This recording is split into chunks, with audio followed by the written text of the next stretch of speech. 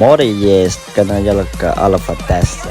Tämä on mun vlog-video ensimmäinen. Aamulla olen syönyt ja nyt juon teetä mopolla sinne treenaamaan Superlekin kanssa. Superlekin salilla. No, mun kodista sinne 25 kilometriä. Se on aika pitkä matka, koska heimassa paljon autoja, ne kulkee sinne hitaasti. Ja bensa melkein loppu kesken, niin piti ottaa tankaan. Se meni joku 100 bahtia ja sai noin 3 litraa. Ja siellä on työntekijä itse, ei tarvitse ottaa itse. Ja nyt ollaan Superlekin salilla.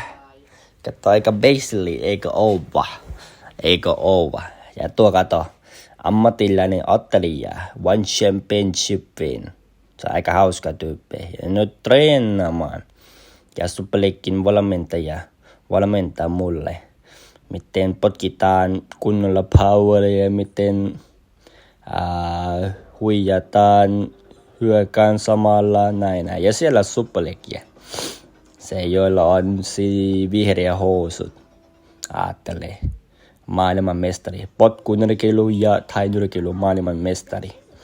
Mieti. No, mä suosittelen, että kun joku joka tulee, tai joku, joka haluaa tulla Thaimaaseen Bangkokiin, niin suosittelen treenaamaan Superlekin kanssa.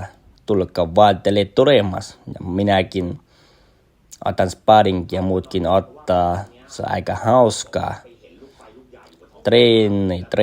Treena. Ja salin jälkeen, niin treenin jälkeen, niin olen syönyt ruokaa, mutta en kuonnut, kun sillä oli hirveän nälkeä. Ja loppupäivä donutsia tilasin sieltä netistä.